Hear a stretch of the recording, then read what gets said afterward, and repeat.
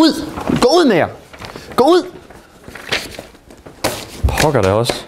Ja, jeg er så gået i studiet igen, fordi vi skal have fundet ud af, hvem som eventuelt ikke kunne have gjort det her. Vi har sat nogle konspirationsteorier op, og det gjorde vi i sidste uge. Men det kan være, at vi skal til at få pillet nogen ned. Så over til blackboardet. Ja. Siden sidst vi var her, har vi undersøgt nogle af alle de her teorier her. Og vi skal til at udelukke nogen. For det første, så har vi kontaktet de autonome. Og de har alt for travlt med at skal til klimatopmøde. Så det kan ikke have været dem. Så vi finder en rød tus frem. Det er ikke dem. Så er der Sidney Lee. Det kan heller ikke være ham. For han er alt for travlt med at gemme sig. For det er hans skyld, at vi holder det her skide klimatopmøde. Med alt det bruncreme og... Så han er ude. Og Al-Qaida, ja, de er også alt for travlt, fordi de skal lægge planer om, hvordan de har tænkt sig at bombe de her klimatopmødeledere. Så det kan heller ikke have været dem. Så det udelukker den. Godt nok. Det næste, vi kan udelukke, det er Karl Marx. For Karl Marx, han tror ikke på julemanden, så det kan ikke have været ham. For så har han ikke noget at gøre med dem. Så han er ude. Og så er der Kina.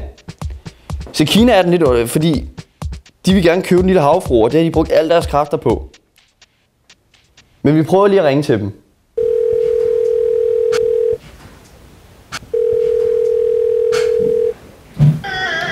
Ja, hej.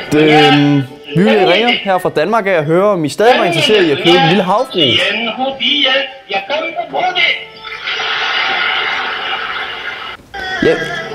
Ja, men vi vil bare lige høre om, hvor meget vil I give for den?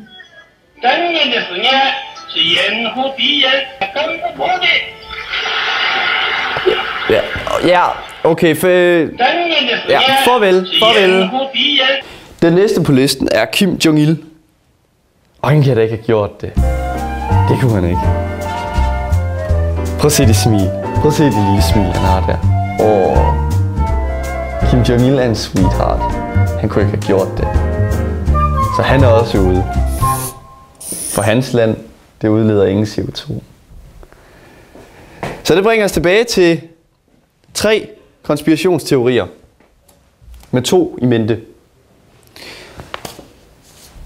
Den med Michael Jackson og nazisterne og gris, påskeharen og harens soldater og derved den sidste nadver, og Elvis Nixon! Ja, det var jo en stor fejl af os at tro, at mennesker med så et godt alibi kunne have gjort noget så skrækkeligt som at bombe julemandens hus.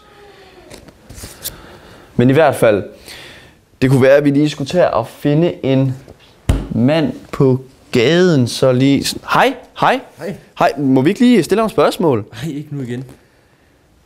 Kom nu. Nej, jeg gider ikke. Et enkelt spørgsmål. Okay, så. Okay, godt nok. Jeg vil bare lige høre, hvorfor skulle Kim Jong-il kunne have gjort det? Jamen, det kunne have noget at gøre med, at han er en ond diktator. Synes du ikke nu lige, du overdriver lidt der? Hvorfor det? Kim Jong-il er jo en sweetheart. Nej, det er han ikke. Jeg synes, det er for latterligt, det der. Jeg går.